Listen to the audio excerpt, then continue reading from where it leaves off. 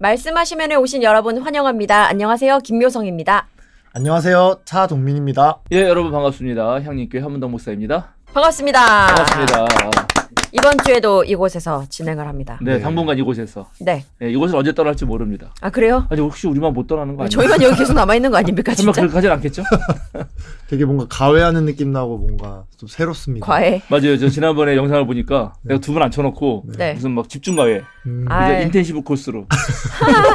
중학교 때 이렇게 좀 배웠던 것 같은데, 과외 같이. 저도요. 친구랑 같이 앉아서. 그렇죠. 친구 한두 명 네, 모아가지고, 그죠? 네. 사람 모아가지고. 그렇습니다. 저도 과외로 꽤 벌었습니다. 오, 아, 진짜요? 그렇죠. 과외로 산 인생. 오! 무슨 가외 하셨어요? 저 다 했어요. 중고등학생들 데리고 영어도 하고 수학도 하고 우와. 심지어 사탐도 했어. 사탐. 사탐. 사탐 알죠? 알죠. 세계사 막 암기. 예. 사회탐구. 네, 사회탐구. 내가 경제 쪽을 잘 몰라가지고 막 공부하면서 과외시키고 막 사탐 다 해야 되니까 우리 때랑 많이 바뀌었더라고. 와. 열심히 그렇게도 사셨네요. 그렇죠. 열심히 사셨네요, 그래. 열심히 살았어요. 먹고 살려면 뭐든지 해야 됩니다. 그러니까요. 차 동민군 머리 스타일이 바뀌었어요. 네, 저 오늘 이제 또 네. 새로운 마음으로 이렇게 잘랐습니다. 아, 혹시 뭐 일을 다른 걸 또 뭐 해요? 그래서 자른 거예요?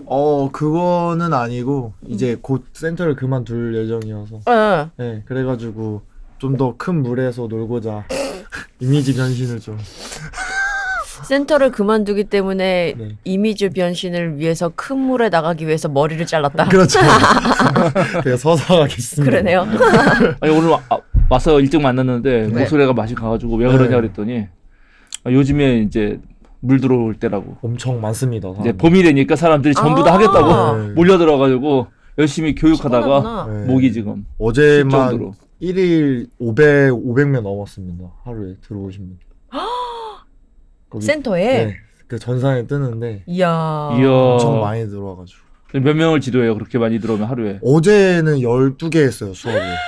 와, 그럼 한 번 할 때 몇 분 정도 해요? 1시간 합니다. 와. 그 12시간을 한 거예요? 그렇죠. 중간에 쉬는 시간, 점심은, 밥은. 밥은 이제 10분, 원래 50분씩 수업인데, 그쵸? 근데 이제 수업이 끝나고 항상 이제 피드백 시간이 있다 보니까 그게 자연스럽게 스킵돼서 바로 다음 수업 넘어가고 이래서 밥을 좀 잘 못 챙겨 먹어요. 야, 이거 헬스 힘드네요. 트레이너가 자기 헬스는 완전 망가지네. 네, 그러게요. 진짜. 어떻게 해? 그래서 항상 그 보충제, 오트밀, 파우더 이렇게 좀 이렇게 섞어가지고 이렇게 액체 형태로 많이 먹는데 후루룩 먹을 수 있게 빨리. 네, 근데 건강에 안 좋은 건 알지만 그래도 배고프기 때문에. 그치. 그래도. 고생이 많네요. 따뜻한 봄이 왔는데 그러니까요. 우리 그러게요. 지금 농민군은 나락으로 떨어지고 있네요. 난 라면 먹고 왔는데. 자, 우리 다음 주 우리 방송 나가고 나면은 네. 탄핵이 되겠죠? 네. 네, 거의 뭐 확실히 탄핵이 그렇습니다. 된다고 생각합니다. 예. 그러면 이제 2달 안이니까는 5월 달까지 해서 음. 열심히 뭐 대선전이 펼쳐지고 그렇겠죠. 새로운 대통령이 뽑히겠네요. 네. 트럼프를 상대해가지고 잘 싸울 수 있을까요? 누가 쉽지 뽑히든? 않죠. 누구든 쉽진 않을 것 그러니까요. 같습니다만. 제가 최근에 그 우리 이사장님이 김용민 이사장님이 네. 이렇게 퍼온 거 봤는데 음. AI가 만든 젤렌스키의 속마음 뭐래요? 몰라 못 봤어요 그 영상? 못 다음에 봤어요. 여기 이제 올려주실 것 같은데 예, 보겠습니다. 젤렌스키가 트럼프한테 먹여요. 진짜 그러고 싶죠. 주먹으로 패요. 네. 진짜 재밌더라고요. 보면 볼수록 리얼해. 아니, 진짜 그렇게 나도 그러겠다. 아, 대망신을 당했으니. 진짜. 와, 요즘에 트럼프 장난 아니야 지금. 그러니까. 완전 정말 깡패지. 그러니까요. 관세에다가 뭐 이렇게 리얼한 세계 깡패. 그러니까. 그러게요. 등장했습니다. 네. 그래서 정말 세상이 완전 어수선해질 거예요. 그러니까요. 어수선합니다. 어수선해질 것 같아요. 네. 어수선하다. 어수선해질 것 같아요. 이렇게 말했는데 지금. 자, 어수선해지더라도 네. 공부는 공부니까. 네. 건 해야죠. 들어가 볼까요? 네. 자, 우리 지난주 복습부터 하면 네. 마침 과외하는 것 같단 말이야. 자, 지난주에는 우리가 이 파라오라고 하는 무지막지한 네. 트럼프 같은 놈에게 맞서서 세 세 명의 여인. 여인이 그렇죠. 결국 생명을 살리려는 자가 이겼다. 네. 그리고 결론적으로는 정말 내부로부터 그렇죠? 이제 그 구원자가 놀랍게 그죠? 식민지 백성을 구원할 자가 이집트 왕국에서 큰다는 거. 이거 정말 대단한 것 같고요. 맞아요. 그리고 여성들은 엄마하고 딸의 그런 아주 인내와 재치도 중요하지만 이 바로의 딸이 네. 그렇게 생명을 살림으로써 야훼의 딸이 되었다. 그래서 비디아라는 이름으로 그렇게 우리 랍비들이 해석한다는 게 상당히 네. 참 의미 있었고요. 두 번째는 시간이 좀 지나서 모세가 적당히 커가지고 이제 자기가 바뀌었어요. 자기 힘으로 네. 그죠? 뭔가 구원을 해보려고 의로운 한 거를 했는데 그것이 폭력의 악순환을 불러왔다. 안타깝게. 그러면 자기는 도망자가 돼버리고 그리고 우물에서. 심지어 동족에게도 배척을 당하잖아요. 그죠? 동족들한테 맞아요. 싸우지 말라고 하면 말리니까 누가 널 리더로 세웠어? 누가 그래, 세웠어? 내가 뭐 너를 이러지. 리더로 세웠어? 너 뭔데? 그래서 배척을 당합니다. 그러니까 네. 폭력의 악순환은 결국 배척을 당하고 도망자가 된다. 그런데 놀랍게 도망가서 이제 그 미디안 광야에서 약자를 돕는 방식으로 문제를 해결했더니 네. 오히려 환대를 받았고 거기서 새 시보라 새를 만나서 둥지를 들고 새로운 고향이 되었다. 그런 이 환대와 배척이라는 게 상당히 재밌죠.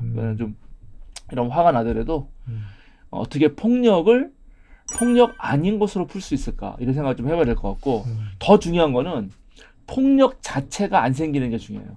맞아요. 폭력 자체가 안 생기는 거. 우리가 지난번에 그 얘기를 했었는데 수직적 폭력, 그러니까 지배자와 피지배자 생기는 수직적 폭력. 그리고 거기에서 못 참은 이 을들의 전쟁이라고 말했던 수평적 폭력. 그걸 가만히 분석해 보면 그 안에는 구조적인 폭력이 있어요. 그러니까 구조적인 문제가 있어요. 그러니까 우리 사회도 지금 서부지법 폭동이라든가 저 아스팔트 극우가 생기는 거는 우리 사회 전체로 보면은 우리 사회가 너무 심한 양극화가 됐다든지 너무 급변하는 세대 속에서 특히 이제 만약에 예를 들어서 아스팔트에 어르신들이 많다. 만약에 예를 들자면 그러면 그런 어르신들이 한편으로는 무척 외롭다. 네. 예. 맞아요. 그러니까 묻지마 살인이라든가 묻지마 폭력이 발생하는데 가만히 보면 그 사회 전체가 온정이 없고 메마르다. 뭐 자기만 안다. 또는 승자 독식이다. 경쟁이 너무 치열하게 된다. 이러한 구조적 문제가 있거든요. 그래서 폭력의 문제를 다룰 때는 언제나 우리가 폭력을 처리하는 것도 중요하지만 폭력이 아예 발생하지 않게 하는 사회가 매우 중요하다. 그럼요. 그러니까 이제 새로운 대통령이 됐을 때 그분에게 우리 온 국민이 요구할 뿐만 아니라 우리가 만들어야 될 세상은 폭력 자체를 줄이는 방식. 그래서 우리가 이제 사법적 정의도 물론 필요하지만 사법적 정의 외에 회복적 정의, 피해자 중심으로 피해의 영향력을 확인하면서 그런 것을 좀 없애는 방식이 중요하겠다 얘기를 했습니다. 기억하시죠? 네, 기억합니다. 네, 너무 착한 학생들처럼 나를 또렷이 보고 아주 이렇게 예쁘게 잘 듣고 있어요. 네, 자 오늘은 이제 출애굽기 2장 지난번에 조금 못한 부분이 있거든요. 네. 그 부분부터 들어가 보겠습니다. 출애굽기 2장 23절에서 25절. 자 동민군 읽어주세요. 세월이 많이 흘러서 이집트의 왕이 죽었다. 이스라엘 자손이 고된 일 때문에 탄식하며 부르짖으니 고된 일 때문에 부르짖는 소리가 하나님께 이르렀다. 하나님이 그들의 탄식하는 소리를 들으시고 아브라함과 이삭과 야곱에게 세우신 언약을 기억하시고 이스라엘 자손의 종살이를 보시고 그들의 처지를 생각하셨다. 그래요. 되게 짧지만 이게 여기 많은 얘기가 있어요. 일단 세월이 많이 또 흘렀다. 네. 그러니까는 지금 모세가 네. 태어나서 이집트 왕궁에서 자란 시간이 40년이라 그랬잖아요. 네네네. 근데 40년이 됐을 때 이제 도망갔잖아요. 도망자가 돼서. 네. 근데 거기서도 세월이 많이 흘러서 이집트의 왕이 죽었다는 것입니다. 네. 이러면 좀 기대되지 않아요? 좀 그죠? 이 폭력적인 그런. 폭력적인 왕이 죽었으니 죽었으니까. 네. 그 다음에 새로운 왕이 등극하면 네. 좀 나아지지 않겠냐? 기대가 그죠? 있죠. 기대가 있죠. 우리도 네. 지금 이 내란 그죠? 내란범을 체포하면 이제 그다음에 더 나아지지 않겠냐? 이렇게 기대할 수 있고 네. 실제로 이집트에서도 새로운 왕이 등극하잖아요. 네. 그러면 사면령 같은 걸 내렸어요. 죄수를 석방해 주는 거야. 오. 그렇죠. 지금도 그런 거 하잖아요. 오. 둘이 똑같이. 방청객인데 우리는. 네네. 와 이런 데까지. 정말로. 그래서 지금도 우리 뭐 8.15 강복절이나 이럴 때 특사 대통령이 이런 특사로 것처럼. 내보내잖아요. 똑같았어요. 이집트도.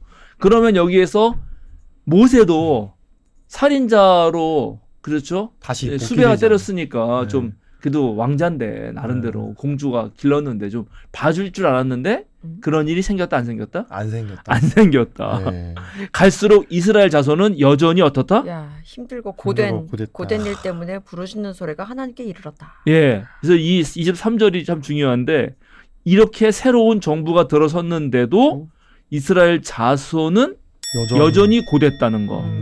그리고 탄식했고 탄식하니까 부르짖는 거죠. 일은 힘드니까 한숨 막 쉬고 정말 죽겠다. 이 왕이 바뀌어도 소용없네.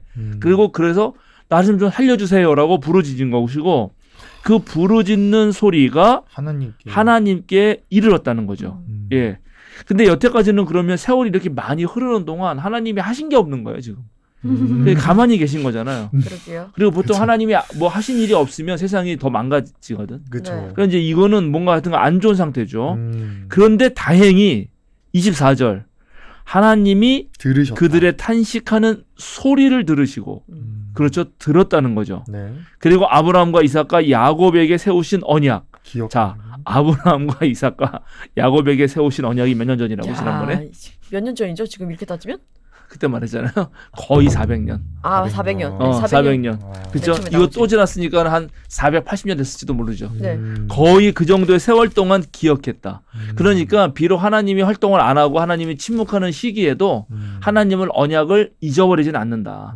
이제 드디어 하나님이 공감하고 경청하는 그런 마음으로 잘 들으신 다음에 딱 준비를 하겠죠. 그래서 25절 어떻게 했다고? 이스라엘 자손의 종살이를 보시고 그들의 그렇지. 처지를 생각하셨다. 네, 여기 그들의 처지를 생각하셨다라는 말이 그들의 처지를 알았다 이거예요. 그 원어로 보면 우리가 계속 말하는 야다예요, 야다. 정보를 깨우치는 게 아니라 직접 그런 체험적, 공감적 느낌으로 친밀도가 높은 거. 얼마나 힘들까, 쟤네들이. 그냥 아는 게 아니라. 그냥 아는 게 아니라. 예, 우리가 알다라는 말을 제가 자주 말하지만 네. 남대문 알아야 몰라요. 남들은 알죠. 그 알았다는 게 가본 적이 있다는 거야? 아니면 사진으로 봤다는 거야? 남대문이 있다는 걸 안다는 거야? 아니면 남대문을 내가 지었다는 거야? 여러 가지 뜻이 있을 수 네, 있어요. 네, 그렇죠. 무슨 말인지 알죠? 그렇죠. 내가 누구를 안다 그럴 때 그 정보를 안다는 것도 있고 그게 남대문이 있다는 걸 안다는 걸 수도 있거든. 근데 남대문을 직접 진 사람, 예를 들어서 남대문 소실돼가지고 불탔잖아요. 네. 그걸 사실 건축한 사람이 나 남대문 알아. 이 알아는 다르지. 그러니까 이게 완전히 그런 여기서의 야다는 정말 마음이 그들에게 깊이 가 닿아서 아 이제 알았다. 내가 이제 가만히 있으면 안 되겠구나라고 하시는 겁니다. 그런데 여기에서 중요한 거는 24절이에요. 사실은 그들의 탄식하는 소리를 들으신다는 거예요. 들으시는 거. 그 혹시 동민군 예수님이 네. 자기 하나님 나라 일을 하기 전에 네. 광야로 가서 네. 3번 사탄의 유혹을 당하거든요. 아 그래요? 모르는구나. 사탄의 유혹 3가지로 기억나요? 묘선 장군? 광야에서요? 광야에서 예수님이 사탄이 너가 하나님의 아들이거든 이렇게 해봐라. 이렇게 해봐라. 네네네네. 이렇게 해봐라. 첫 번째. 뭔지 기억이 안 나네. 근데 그건 기억나는데? 첫 번째 돌로 뛰어내려. 그 뛰어내려 네. 두 번째예요. 네. 첫 번째 돌로 빵을 만들어라. 네. 40일 동안 굶었거든. 그러니까 빵을 얼마나 배가 고파요. 그거는 가장 본능적인 그러한 필요를 건드리는 걸로 유혹을 하고 네. 두 번째 인정 욕구. 너 한번 성전에서 높은 데서 뛰어내려 봐라. 그러면 네. 천사가 와서 너를 이렇게 올라가 줄 거야. 네. 그렇죠? 동민도 같이 트레이너 하는데 다른 사람이 쟤만 알아주고 나 안 알아주면 삐지잖아요. 서운하죠. 정말 서운하고 네. 그것만 하나 해결해도 네. 인생에서의 삶의 고통이 많이 사라지거든요. 네. 남이 나를 알아주지 않아도 그죠? 서운해하지 않는 것이 군자다. 이게 이제 네, 네. 공자가 하는 말이 있어요. 네. 근데 세 번째가 뭔지 알아요? 세 번째 유혹이 세 개를 다 보여준 다음에 내 밑에서 무릎을 꿇고 절하면 이 세계를 다스릴 권력을 주겠다요. 네. 권력욕이 시험이에요. 난 옛날에 이 세계를 다스리면 괜찮지 않나? 예수님이 다스리는 거잖아요. 네. 그러면 괜찮을 것 같은데 나는 이 생각을 했거든. 근데 최근에 깨달았어 속으로. 왜 이것이 유혹인지. 지배하는 자들을 보면은 지배하는 자가 제일 못하는 게 뭐냐면 지배하는 자는 지배당하는 자와 공감할 수 없습니다. 네. 지배당하는 자와 그러니까 일을 부리는 자, 내가 주인이고 저게 종인데 내가 종을 부리는 권력을 가지고 있으면 종의 마음을 공감할 수 없어요. 공감을 하잖아? 그러면 내가 지배를 못해 사실은. 맞아, 맞아. 그러니까 지배하는 자가 잃는 것은 뭐냐면 공감하는 마음을 잃어요. 근데 인간이 다른 그런 모든 그 종류의 생물들보다 이렇게 놀랍게 진화한 거, 이렇게 뛰어난 존재로 진화하는데 가장 큰 역할을 한 뇌는 뭐냐면 공감하는 데입니다.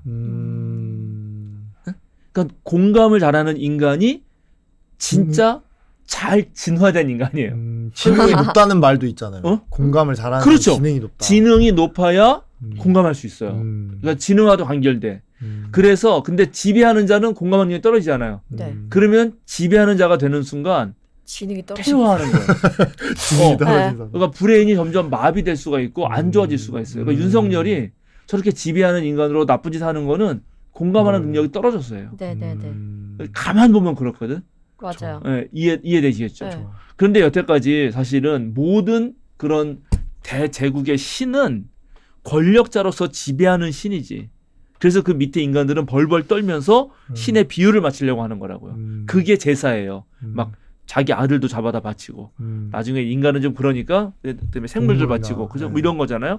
근데 지금 그 하나님은 지금 이 하나님이 아니라는 거지. 여기 들으셨다라는 말이 이렇게 중요하다. 그렇죠? 공감을 하고 있으시네요. 그렇죠. 공감을 하는 거예요. 공감을 하는 거. 그런데 놀랍게 이 한동안 하나님이 활동을 하시지 않으셔가지고 네. 많은 사람이 고통에 빠져 있잖아요. 네. 네. 예. 그러니까 그때 하나님은 말도 안 하고 어디 계신지도 몰랐단 말이죠. 그러니까 숨어 계시는 하나님, 보이지 않는 하나님, 부재하시는 하나님, 마치 없는 것 같단 말이죠.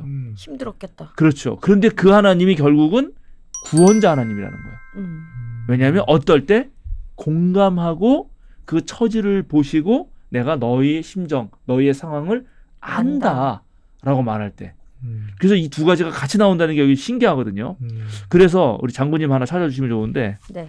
이사야서 45장 15절 구원자이신 이스라엘의 하나님 진실로 주님께서는 자신을 숨기시는 하나님이십니다. 이상하지? 이거 봐요. 여기 구원자이신 하나님인데 자기를 숨기시는 하나님이래. 그러니까 숨기시는 하나님이 어떻게 구원자냔 말이에요. 이상하죠? 네. 근데 그렇게 말하는 게 이제 이런 게 이해가 되는 거다. 그동안 숨어 있다고 생각할지 모르지만 하나님은 약속을 알고 기억하고 계셨고 결국 그래서 숨어 있을 때 고통이 만반에 여기저기 있다 하더라도 결국은 그분이 구원자 하나님이 된다. 네. 예, 그동안 당신은 숨어 있었지만 결국 구원자다. 이제 이런 말도 이해할 수 있겠다. 자, 좋습니다. 이제 하나님이 이 이스라엘 자손들의 종살이를 보시고 그들의 상황을 알았단 말이에요. 그럼 이제 등장하셔야 될 거 아니에요? 자, 3장 넘어갑니다. 3장 1절부터 6절까지. 자, 장군님 읽어주십시오. 모세는 미디안 제사장인 그의 장인 이드로의 양떼를 치는 목자가 되었다. 그가 양떼를 몰고 광야를 지나서 하나님의 산 호렙으로 갔을 때에 거기에서 주님의 천사가 떨기 가운데서 이는 불꽃으로 그에게 나타났다. 그가 보니 떨기에 불이 붙는데도 그 떨기가 타서 없어지지 않았다. 모세는 이 놀라운 광경을 좀 더 자세히 보고 어째서 그 떨기가 불에 타지 않는지를 알아보아야 하겠다고 생각하였다. 모세가 그것을 보려고 오는 것을 보시고 하나님이 떨기 가운데서 모세야 모세야 하고 그를 부르셨다. 모세가 대답하였다. 예, 제가 여기에 있습니다. 하나님이 말씀하셨다. 이리로 가까이 오지 말아라. 내가 서 있는 곳은 거룩한 땅이니 너는 신을 벗어라. 하나님이 또 말씀하셨다. 나는 너의 조상의 하나님, 곧 아브라함의 하나님, 이삭의 하나님, 야곱의 하나님이다. 모세는 하나님을 뵙기가 두려워서 얼굴을 가렸다. 네, 여기까지입니다. 자, 이제 하나님은 알았어요. 이제 하나님은 이제 모세를 찾아가야 됩니다. 그럼 그때 모세는 세월이 많이 흘렀잖아요. 네. 예, 그 세월이 많이 흘렀다는 게 이제 보통 40년 흘렀다 그러거든요. 그러면은 40살에 미디안으로 도망왔으니까 40년 흐르면 80. 80. 어, 와, 많이 먹었네요. 많이 먹었죠. 예, 모세는 120살에 죽습니다. 예, 그래서 모세 인생은 40, 40, 40으로 그러네요. 딱 나뉠 수 있거든요. 3분의 2 지점에 예, 이제 3분의 2 지점이 온 거예요. 예, 이제 힘도 빠지고 80 정도 되면 그러겠죠. 동민군도 80이 되면 아, 근육 다 빠지고. 지금까지는 안 그러겠죠. 예, 이게 나이가 먹으니까 정말 다리 힘이 많이 빠져요. 다리. 네, 하체를. 다리. 예, 예. 그 제가 예전에 어느 대학원에 가서 우리 그 후배들에게 설교할 때 제가 마음이 떨리는 그런 나이여야 되는데 다리가 후들거리는 나이가 다리가 떨린다고 마음이 떨리지 않고 다리가 튼튼해야 돼. 네. 그렇게 되겠죠. 80입니다. 이 본문에서 혹시 여러분 이거 정말 모세가 하나님 만나는 거거든요. 네. 네. 좀 특이한 거 있어요? 다 특이한데요? 일단 여기 그거 어. 네가 서 있는 곳은 거룩한 땅이니 너는 신을 벗어라가 조금 그렇죠. 뭔 맥락이 내용인지 이해가 안 모르- 되죠. 네. 그리고 일단 불에 타지 않는 그치. 나무라는 게 좀 그것도. 네. 그것도 이상하죠. 네. 그리고 예. 그것도 이상한데 하나님이 굳이 그 떨기 가운데서 부르시는 것도 그렇죠. 예. 이건 아주 잘 발견했어요. 떨기 예스. 가운데서 불러요. 이야. 떨기 가운데서. 배워라. 자, 이제 그럼 한번 하나씩 풀어가 봅시다. 네.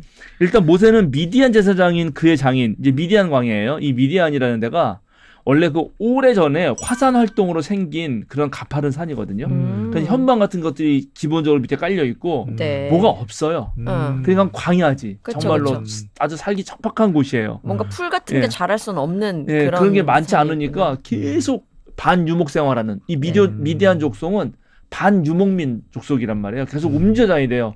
비가 우기가 돼서 그때 좀 풀이 나면 거기 막 먹이고 또 옮기고.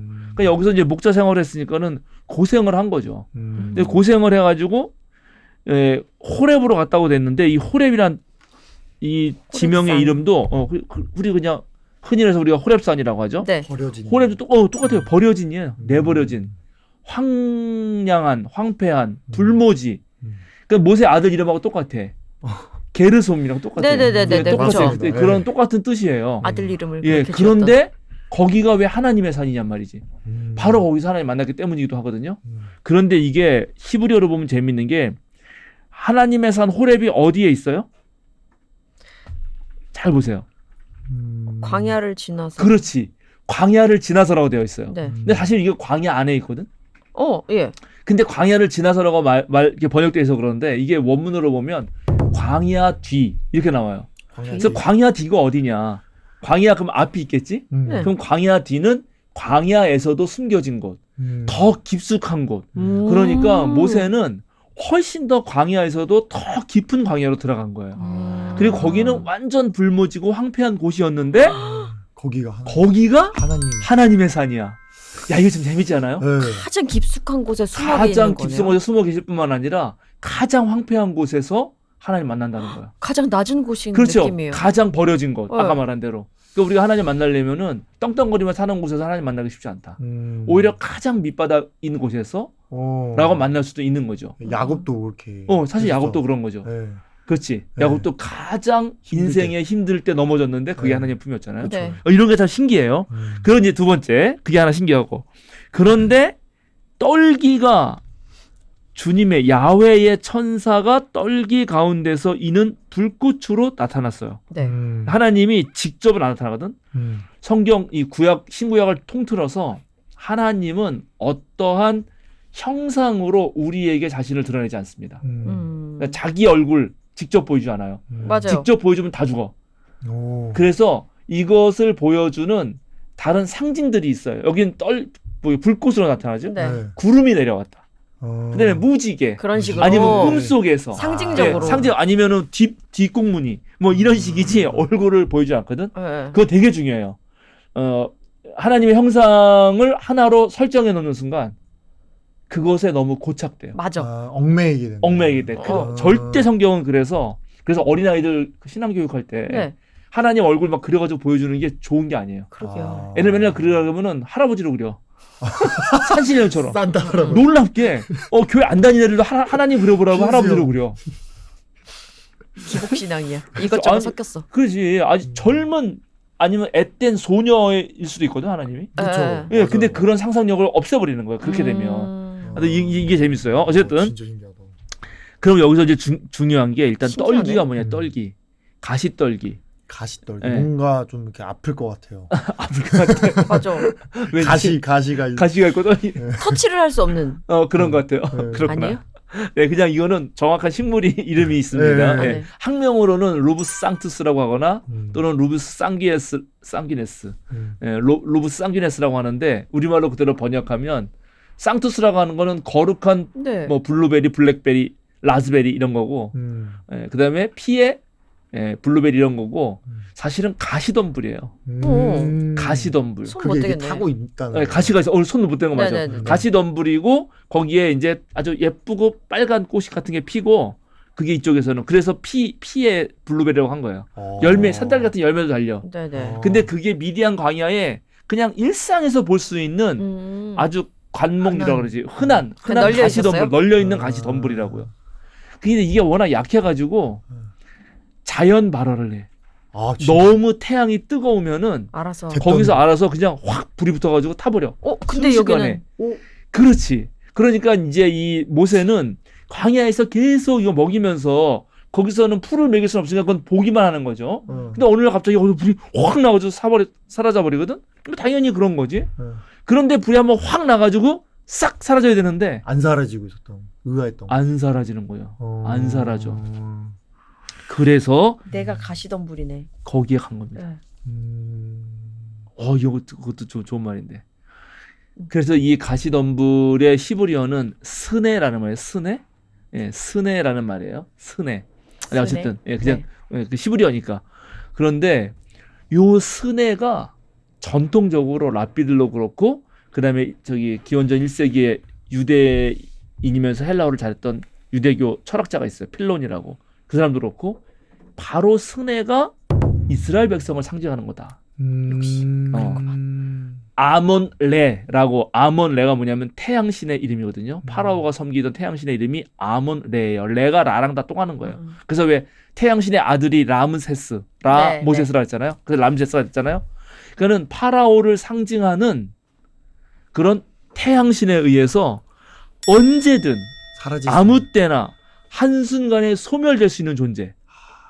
그게 바로 가시떨기였다는 거죠. 모세네요, 모세. 모세도 그런 거죠. 사실은 네. 모세도 그럴 수 있는 거예요. 네. 모세 아까 나네 그랬잖아요. 네. 그게 이제 모세 신정일 수 있는 거죠. 네. 그러니까 모세가 그런 광야에서 그렇게 떠돌면서 황량하고 그런 상황에서 더 그 광야를 넘어서 뭔가 깊은 곳으로 들어갔는데 거기서 하나님 만났는데 하나님이 가시떨기에서 딱 등장하신다. 하나님이 누구와 함께 있다? 가장 연약한 존재. 한 번에 타버릴 존재와 함께 있다는 첫 번째. 근데 거기에 뭘로 나타나냐면 불꽃으로 나타나요. 불꽃으로. 불꽃. 이게 불꽃이 그냥 불이 아니야. 불꽃. 불꽃은 어떻게 되죠? 불꽃은 튀잖아요. 이렇게 막. 네. 그래가지고 이게 창끝처럼 날카로운 불이라는 뜻이거든요. 아주 맹렬한 기세로 그 가시떨기에 딱 임하는 거예요. 그럼 얘를 태워버리는 게 당연하거든. 네. 근데 오히려 얘가 어떻게 한다? 안 타고. 얘를 안 태운다. 그래서 모세가 여기서 깨달은 건 뭐냐면 이 우리 이스라엘 종족 가장 낮고 천한 사람들을 일시에 소멸시켜서 약탈해 버리는 그런 태양신 라의 자식인 람세스 같은 놈도 있지만 이 가시떨기를 살리고 지키고 맹렬하게 타면서 오히려 그런 거대 억압으로부터 지켜주는 또 다른 불이 있구나를 본 거야. 그렇게 해석을. 그렇죠. 일단은 신기해서 따라갔지만 그 모세가 과연 본 것은 무엇이냐? 거기서 신을 벗은 것은 무엇이며 거기서 고개를 숙인 것은 무엇이냐? 이렇게 물을 때 이렇게 해석한단 말이죠. 괜찮지 않아요? 그래서 딱 그 곁으로 이제 신기해서 가니까 어떡합니까? 하나님이 몇 번 부르죠? 모세야 2번. 2번 부릅니다. 네. 소명 아래 소명 부르심 네. 받은 거죠. 네. 부르심을 받는 게 소명이거든. 네. 우리는 모두 다 하나님께 부르심을 받은 존재예요. 근데 부르심을 받은 존재들 중에 하나님이 특별히 사명을 맡기려고 그래. 너는 이런 일을 해야 돼. 그럴 때는 성경은 대체적으로 2번 불러. 그러니까 이제 꿈꾸다가 동민군도 한 번 동민아 이러면은 그냥 자도 돼. 근데 하나님이 동민아 이러면은 바로 일어나야 뭔가, 돼. 미션을 주시나 뭔가 네. 미션이 나에게 있나 본데? 사무해라. 네. 그치? 사우라. 여기 모세야. 알겠습니다. 이렇게 2번은 일어나야 된다. 예. 2번 부를 때는 그죠? 묘상 장군도 묘상아 딱 부르면 네. 일났다. 일났다. 이거는 소명 정도가 아니라 사명 힘을 띠고 있어야 된다. 그래서 이제 딱 어떻게 했어요? 얘가 저기 있습니다. 예, 제가 여기 있습니다. 딱 했죠. 당연히 네. 모세가 너무 이제 두렵고 떨리고 완전 새로운 깨달음 속에서 아니 저런 불이 있다니 태우지 않는 불이 있다니 놀라운데 하고 나 이제 있더니 또 소리가 들리죠. 가까이 오지 마라. 거룩한 땅인데 신을 벗어라. 왜 가까이 오지 말라고 해요?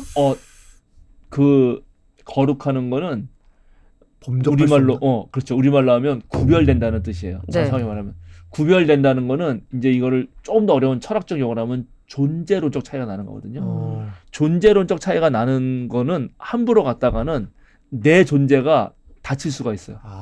네. 그래서 함부로 못 가. 그러니까 예를 들어서 여기는 어떤 면에서 보면은 우리가 하나님의 성막을 이제 나중에 할 텐데 하나님이 성막을 짓잖아요. 자기 집을. 네. 그때 텐트라 그랬죠. 네. 네네. 텐트가 구분되거든. 네. 바깥에는 이방인의 뜰이에요. 이방인은 여기까지밖에 못 들어와. 음. 그다음에 안에 들어오면 이제 유대인의 뜰이 있을 거 아니에요. 유대인 뜰 중에서도 여기까지는 여자들의 뜰이고 여기부터 남자들의 뜰이에요. 여기서 제사장이 들어갈 수 있는 성소가 있어. 그리고 그 안에 대제사장만 들어갈 수 있는 지성소가 있거든. 네네네. 그 지성소는 거룩한 곳이에요. 거기는 네. 아무도 못 들어가요. 거긴 대제사장만 1년에 한 번 대속죄일 날 들어가거든요. 거기서 유일하게 한 번 하나님의 이름을 부를 수 있어요. 야훼라는 이름을 부를 수 있거든. 근데 제사장도 죄를 짓고 잘못 들어가면 이 너무 거룩한 존재 앞에 흠 있는 것이 가면 이 흠이 못 견뎌요. 이 거룩한 것을. 그래서 죽어요. 그래가지고 제사장이 들어갈 때는 이 밧줄을 묶고 들어갔다 그래. 혹시 죽을 수도 있기 때문에. 그러면 그거를 꺼내려 들어가면 또 죽잖아. 네. 그래서 뒤에 끌어당겼다고 하거든. 아. 그래서 가만히 보면 이 전체 이 세계가 그냥 하나님의 성막이라면 그 중에 미디안 광야가 하나님의 이제 뜰이었던 것이고 거기에 더 깊숙한 곳이 성소였고 이제 그 가시떨기에 있는 데가 지성소였던 거야. 그러니까는 모세가 거기 일단은 안 된다 아직.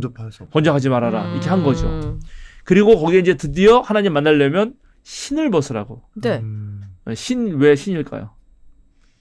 원래 약간 그 남의 집 들어갈 때도 약간 그래. 그래. 그거 좀 비슷해. 더러운 것을 버려라. 그렇죠. 그런 거기도 해요. 그것도 아주 맞아요. 그는 근데 일단 첫 번째는 신은 목자들에게 그야말로 중요하죠. 이게 광야 생활을 안 해봐서 그런 거.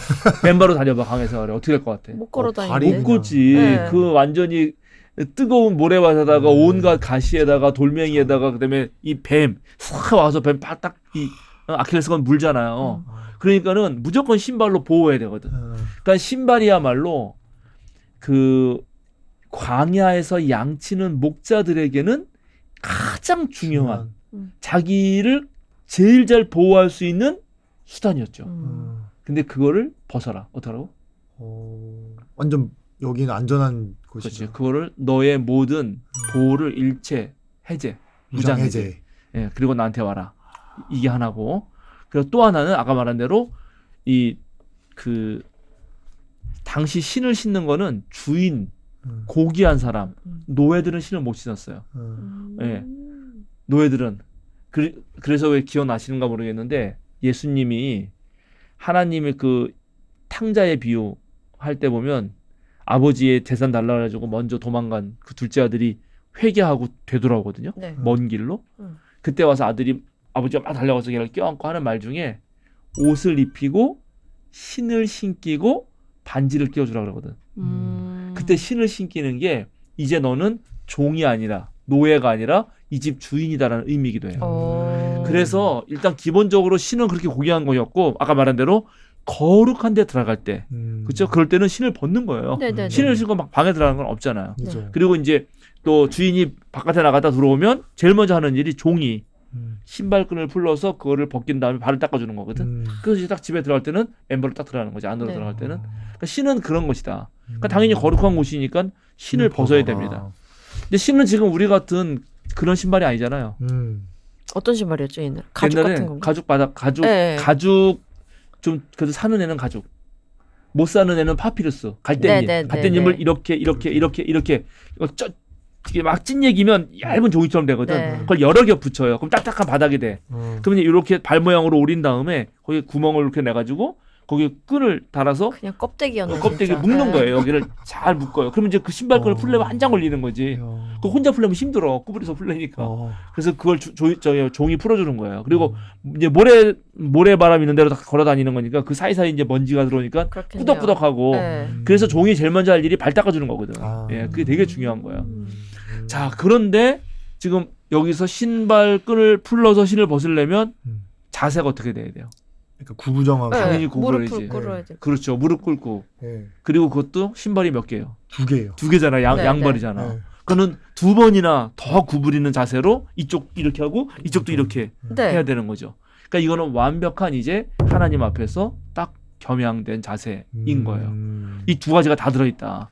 이제 모세가 드디어 하나님이 그 백성들의 힘든 거 이걸 듣고 파견 나갈 때 모세의 자세는 바로 가서 신발 자기 모든 걸 해체하고 그리고 그 다음에 구부려서 구부려서. 하나님 앞에 겸양하게 겸손 자세가 되는 거죠. 네.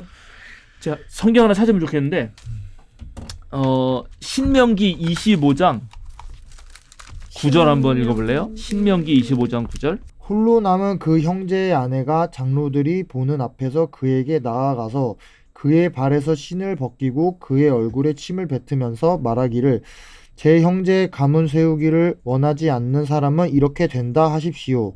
그 다음부터는 이스라엘 가운데서 그의 이름이 신 벗긴 자의 집안이라고 불릴 것입니다. 네, 그렇죠. 신 벗긴 자의 집안. 네. 이게 이런 말들이 왜 생기냐? 아까 말한 거예요. 신은 그만큼 이 사람의 신분과 이 사람의 자아 정체성, 네. 이 사람의 모든 걸 상징하는 거다. 예, 그러니까는 이해하겠죠?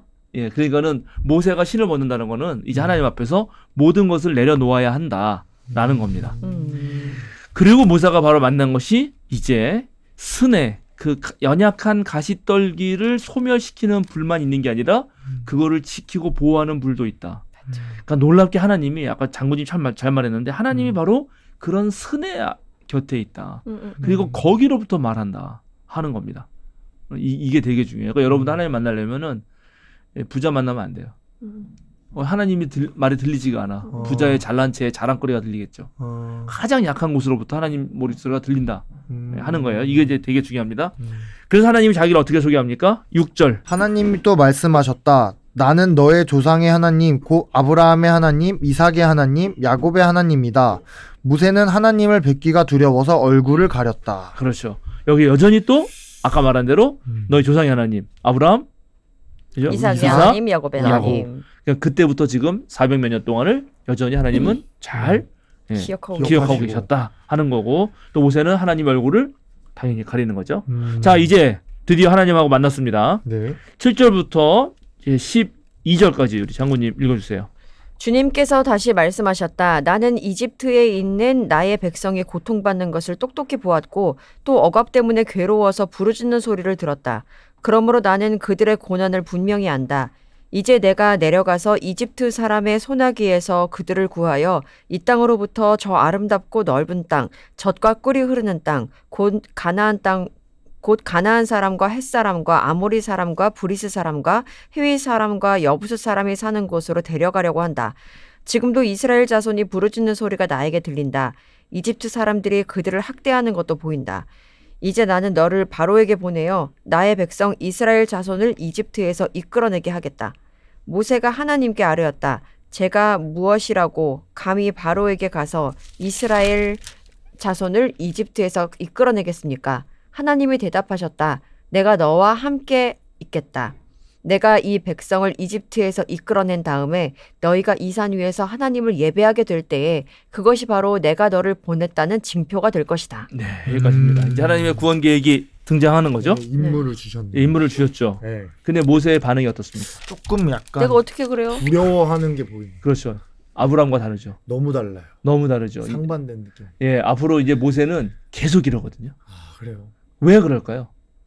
지금 자존감이 많이 낮아져서 그치, 자존감이 낮아진 거 되게 큽니다. 왜냐하면 이미 40년 전에 한번 자기 힘으로 해봤잖아요. 트라우마가 생겨. 예, 이게 참 우리 인생에서 문제다. 맞아. 예. 진짜 예, 아브라함은 멋있지만 사실 아브라함 같은 사람은 별로 없어요. 진짜 없. 내 아비와 친척의 내 고향 땅을 떠나서 내가 지시할 땅으로 가라. 네? 바로 이런 사람 진짜 없거든요. 예, 모세 같죠. 예, 모세는 지금 고민이 많습니다. 모세는 지금 단순히 자기만 빠져나오는 게 아니잖아. 그렇죠. 네. 모든 사람 이스라엘 자손들을 같이 데리고 나와야 돼. 그 사람들을 그죠? 애굽에서 이끌어내야 된다.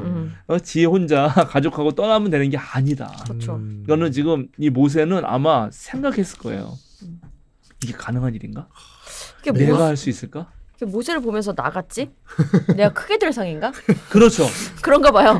사실은 크게 될 이게 상인가 봐요. 진짜 믿음의 또 하나의 이 아브라함이 하나 딱 서 있다면 그 다음에 이제 이스라엘 그런 역사 속에서 또 등장할 만한 사람이 그저 다윗 이전엔 모세 아니에요. 네. 네, 그 예수님의 유형, 예수님의 탄생부터 예수님의 자라난 여러 가지 유형론에 거기 아브라함도 등장하고 모세 등장하고 다윗도 등장하거든.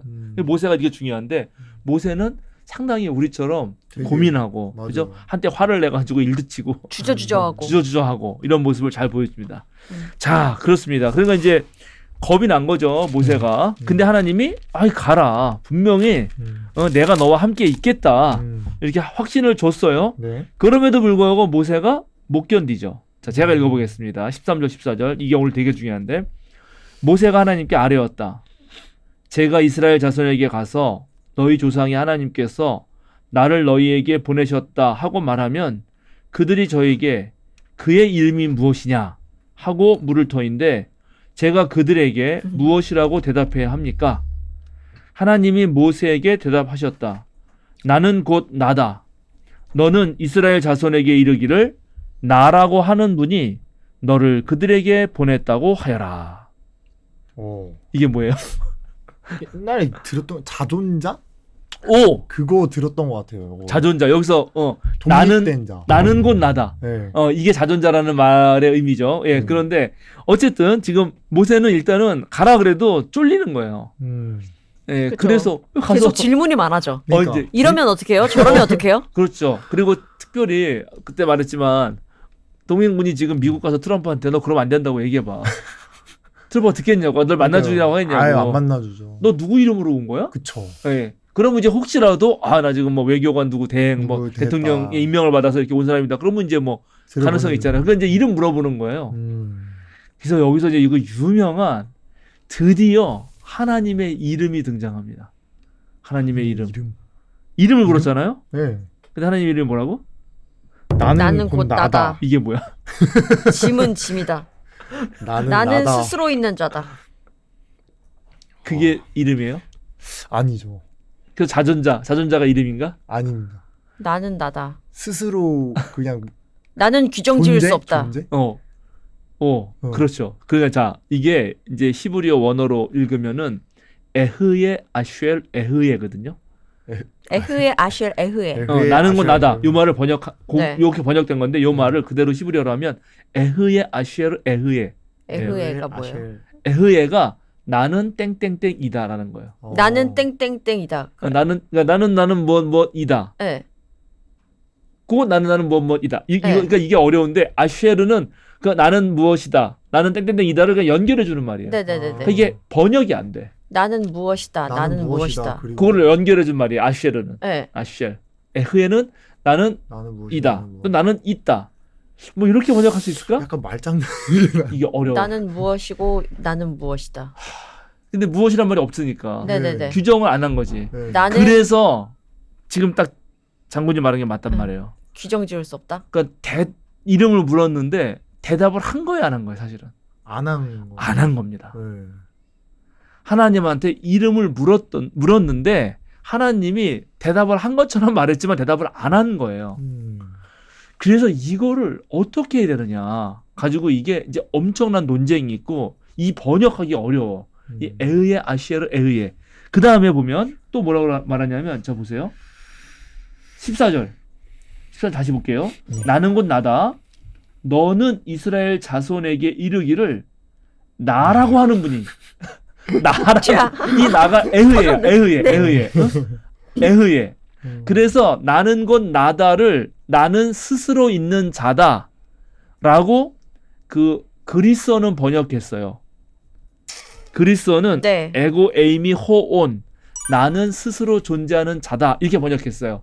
그게 우리에게 가장 많이 알려진 거예요. 네. 그래서 자존자는 뭐냐면 누구에게도 의존하지 않고 스스로 존재하는 자. 그런 존재는 이름이 필요 없죠. 왜 이름이 필요하냐면 이름은 왜 필요하죠? 누구한테 불리기 불리기 위해서. 위해서. 그렇죠. 불리기 위해서 필요해요.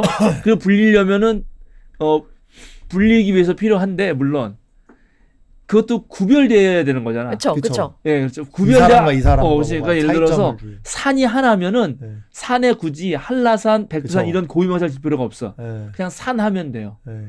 그죠? 근데 산이라는 명칭도 강이나 바다랑 구별하기 때문에 산이라고 한 거예요. 네. 네. 진짜 하나면 구별할 필요가 없지. 이름이 필요 없어. 고유명사. 아무것도 필요 그렇죠. 없어. 그렇죠. 그러니까 이거는 일단은 이 하나님 말은 하나님의 유일성을 나타내기도 해. 그래서 하나님. 다른 것과 구별할 필요도 없어. 그래서 우리나라 사람들이 하나님의 하나를 좋아해. 하나는 숫자인데 네. 숫자에다가 님을 붙이지 않거든. 네. 그래서 하나님을 좋아해. 그 뜻이 너무 강력하니까. 그렇네요. 음. 그리고 자존자, 그러니까 스스로 있는 자라고 했기 때문에 모든 존재는 기대어 있는 존재입니다. 우리는 혼자 살 수 없어요. 네. 그러니까 혼자 무의존자로서 유일하게 스스로 자기 방식대로 자기 마음대로 할 수 있는 존재는 하나님밖에 없어요. 그래서 나는 곧 나다를 나는 스스로 있는 자다. 나는 존재자다. 나는 존재하는 유일한 자다. 이런 식으로 해석을 해내면 이런 이제 설명이 나와. 네. 그럼 이제 하나님의 이름으로부터 하나님의 성질, 속성을 알겠죠? 그런데 히브리어로 번역하면은 이 번역은 지금 이 헬라어로 번역한 것보다는 안 좋아요. 그러니까 안녕이 아니라 헬라어 번역이 안 좋아. 어떤데요? 히브리 번역이 더 좋은 거예요. 원래 히브리어의 뜻은 그 뜻이 아니라는 거야. 히브리어의 뜻은 나는 되고자 하는 대로 될 수 있는 사람이다. 될 수 있는 이이다. 이해했어요? 네. 나는 있을 곳에 있겠다. 이런 뜻이에요. 다르게 말하면. 있을 곳에 나는 있을 곳에 있겠다. 어디에든지 아까는 나는 쓰여 있는 자다는 현재형이잖아. 네. 근데 나는 있을 곳에 있겠다. 그러면 약간 미래형이거든. 날 가두지 마. 이 말은 이제 모세가 질문한 것에 대해서 네. 대답이 돼요. 아, 이름이 뭡니까? 라고 물었을 때 모세는 걱정이 되고 네. 내가 뭐라고 해서 합니까? 네. 이거잖아요. 근데 맨 처음에 하나님이 그래서 내가 너와 함께 있겠다 말했잖아. 네. 근데 또 이름을 물어보니까 어. 하나님이 한 번 더 혼내준 거지. 그냥 가기나 해라. 내가 있을 곳에 있을 거야. 이해되시죠? 믿고 네. 가라. 믿고 가라. 그렇지. 여기서 이제 신뢰. 믿고 그냥 가기나 해라. 내가 있을 곳에 있겠다. 이렇게 해석할 수 있습니다. 그게 이해했습니다. 더 그럴싸하죠. 확실히. 이해되죠. 네. 그리고 이제 하나 더는 이 발음을 현재형이나 미래형으로 하지 말고 3인칭 사역형으로 해야 된다는 주장이 있어요. 그 학자들이. 뭐요? 3인칭. 3인칭 사역형은 뭐냐면 사역형이요? 사역형은 시킨다 이런 뜻인데 네네네. 예. 그래서 어떻게 번역하냐면 나는 존재케 하는 자다. 그러니까 나는 무엇이든 만드는 자다. 이렇게 해석해야 된다는 거예요. 그게 세 번째 해석이에요. 이거를 그렇게 읽어야 된다. 그러니까는 나는 어디든 무엇이든지 만들어지게 만드는 되게 하는 자. 이해했어요? 나는 네. 무엇이든지 내가 가능하게 하는 자다. 이렇게 읽어내야 된다. 든든하다. 진짜 어. 이미 다 이게 음. 알려준 거잖아요. 네. 어떻게 보면. 그죠? 그러니까는 모든 벌어지는 일에 나는 가장 근본 항상- 원인으로서 모든 것이 생기려면 다 나로부터 되는 거다. 네네네네. 예. 결과가 이미 정해져 있는. 그렇죠. 거예요. 그러니까 원인을 이것도 역시 신뢰할 수 있는 힘이 되죠. 예. 그러니까 모든 그 뜻은 그거대. 그냥 가기나 해. 진짜. 사실 그거예요. 예, 예. 그래서 이제 우리가 여기서 이제 알아야 될 게 뭐냐면 첫 번째 기억해야 되는 거는 하나님의 이름이 이제 최초로 등장한 겁니다. 그리고 여태까지 나온 인간들 중에 감히 하나님의 이름을 물어본 자가 없어요. 모세가 대단하죠. 맞아요. 진짜. 모세가 당돌하고 대단한 겁니다. 네. 그 모세야말로 하나님 이름 물었는데 하나님은 사실은 대답해 준 게 아니다. 그 이유는 사실은 하나님은 규정되셨기 때문에 이름이 있다는 건 이미 규정된 거다. 그래서 우리가 신앙인으로서 정말 조심해야 되는 거는 하나님을 어떤 하나의 무엇으로 규정하는 것입니다. 하나님은 그래서 규정되지 않음으로 소유할 수 없어요. 그쵸. 우리가 규정돼야 이게 뭐가 규정이 돼야 이렇게 소유를 하지. 그쵸, 그쵸. 무한히 뻗쳐져 있는 걸 소유할 수 없잖아요. 그쵸.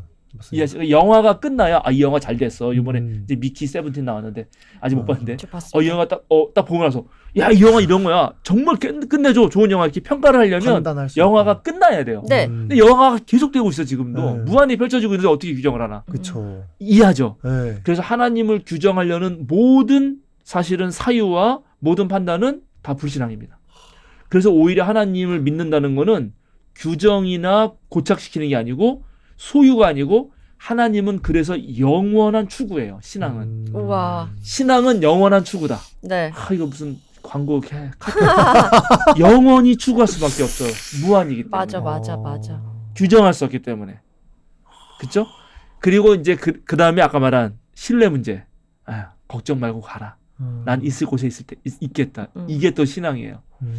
신앙은 하나로 내가 딱 규정 지어서 그걸 내가 갖고 내가 안심하는 게 아니라 그냥 무한히 펼쳐진 가능성의 공간에 신뢰를 가지고 나를 던지는 거.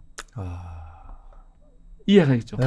하나님은 있을 곳에 있을 거야. 동민군 이제 센터 그만두고 이제 어떻게 나 어떻게 될지 사나 이제 앞으로 이제 모르죠. 맞아. 그러면 내가 어디든 가도 항상 하나님은 항상 있을 곳에 있을 있을 것이다. 거다.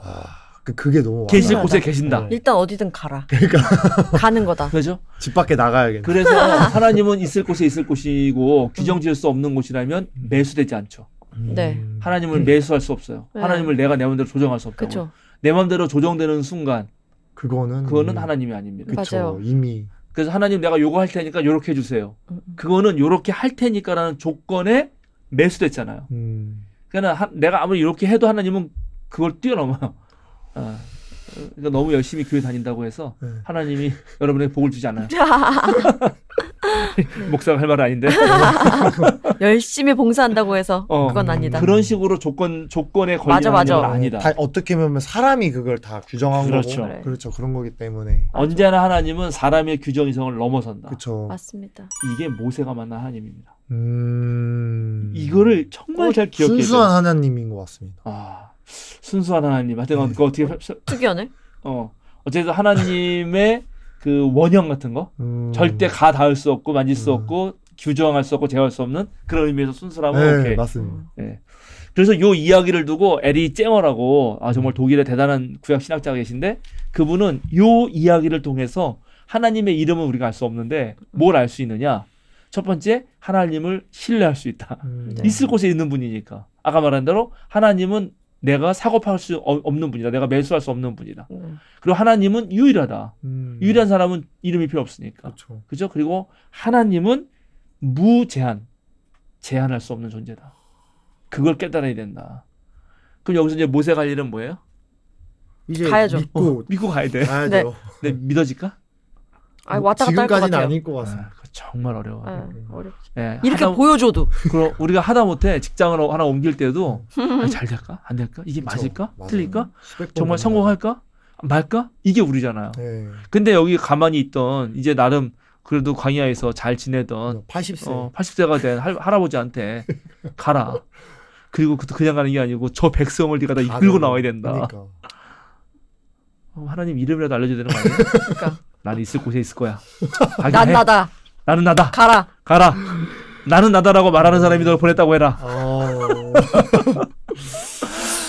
어렵네요. 이 기독교 어렵지만 신앙이라는 게 든든하다. 엄청난 겁니다. 네, 엄청나게 빡센 거예요. 맞아. 사실은. 네. 빡세네요, 진짜. 자, 좋습니다. 오늘 여기까지. 자, 네. 뭐 들은 생각 얘기해 주시죠. 저는 일단은 네. 좀 마지막에 이 자존자가 너무 많이 와닿았던 것 같아요. 그래서 어쨌든 이게 계속 뭔가 전에도 항상 이제 말씀을 해주셨던 것 같은데 우리가 하는 모든 그 일들과 그런 것들이 발생을 하잖아요. 근데 내가 해서 이뤄낸 게 아닌 하나님으로부터 그게 이루어졌다라는 게 더 뭔가 확신을 얻었고 그리고 지금 이 야곱, 아브라함, 이삭 이런 사람들의 얘기를 들으면서 모세까지 왔는데 이런 모세도 어떻게 보면 되게 위대한 위인이잖아요. 근데 되게 그냥 평범한 사람인 것 같습니다. 제가 그걸 너무 느꼈어요. 주저주저. 네, 그렇기 때문에 저도 지금 제가 평범하다 생각을 하는데 어떻게 될지 모르죠. 자, 될 것이다. 모든 걸 존재케 하실 분이 그죠. 존재케 할 거다. 걱정하지 네. 마시라. 그래서 장군. 아니 뒤에 보니까 3장 우리 오늘 거의 말미로 갈수록 하나님이 진짜 네. 하나님이 하나님인 게 어. 아무도 건드릴 수가 없어요. 규정할 수 없고 그냥 막강하고 덤빌 수 없는 그런 존재라는 게 느껴지는데 그런 하나님이 함께하면 이 가시떨기 있잖아요. 그렇죠. 길가에 그냥 흩어져 있고 그냥 널려 있는 평범하게 짝이 없고 쓸모 있는지 없는지도 모르는 가시만 있고 그런 가시떨기 같은 나 같은 사람도 그 위대한 하나님의 불꽃이 함께 하시면은 하나도 타지 않는다. 그렇죠. 타격감이 1도 없다. 그리고 거기가 바로 거룩한 곳이 되는 네. 거예요. 타격감이 없는 내가 아무리 바깥에서 먼 난리를 치고 나에게 공격을 하고 핍박을 해도 그런 위대한 하나님이 나와 함께하면 나는 타지 않는다. 그래서 열심히 살려고요. 일단 좋습니다. 가려고요. 저는 좀 이제 조금 더 신학적인 얘기를 하면 신학이라면 신학. 네네네. 신학은 옛날에는 많은 사람들이 신에 대한 학문, 신을 공부한 학문 생각해 왔어요. 그게 얼마나 착각인지 이제 오늘 깨닫겠죠. 신을 공부할 수는 없어요. 뭐라고 신을 맞아. 공부해? 규정도 못하는데. 교과서가라도 있어야지. 근데 안 되잖아요. 자, 그래서 예를 들어서 우리가 사람을 정의할 때 사람은 생각하는 동물 흔히 이렇게 하거든요. 사람은 동물이라고 하는 범주 안에 집어넣은 다음에 근데 그 차이는 생각하는 거다. 이런 식으로 정의를 내리는 게 일반적인 모든 철학의 정의예요. 그러면 하나님을 정의 내리려면 하나님과 견줄 만한 거를 갖다 대야 되는데 네. 그 자체가 없으니까 없어요. 하나님은 정의가 불가능해요. 그러니까는 신학이 정의가 불가능한 것에 대해서 공부하겠다고 하는 생각 자체가 맞아. 얼마나 황당한 것인지를 진짜. 알 수 있죠. 그래서 오히려 그렇다고 신학이 필요 없다는 게 아닙니다. 오히려 신학은 그래서 이제 오늘날 현대 신학자들은 신에 대해 말한 인간의 말들을 공부하는 거예요. 인간의 다양한 말이 있는데 그 이런저런 중에 해석도 인간이 있고. 신에 대해서 말을 했어. 네. 자기가 신체험을 했대. 하나님 만났다는 거예요. 그거에 대해서 분석하고 연구하는 것이다. 요 차이만 알아도 그 꼴통이 되진 않습니다. 하나님을 직접 공부할 수 있다라고 생각하는 순간 어떤 사람이 되냐면 내가 직접 하나님을 말할 수 있다고 생각하게 돼요. 그러니까 좀 변질이 될 수 있는. 변질이 되는 거예요. 진짜. 네, 그래서 이제 내가 하나님이 돼.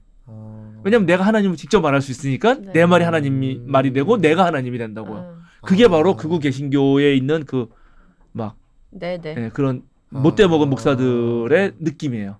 그러나 오늘날 우리가 하나님 앞에서 이게 규정할 수 없는 하나님 앞에서 우리는 그래도 하나님 체험이라는 경험이 있기 때문에 그 경험을 했던 사람들의 말을 잘 이해해서 하나님을 그저 가리키는 손가락 정도?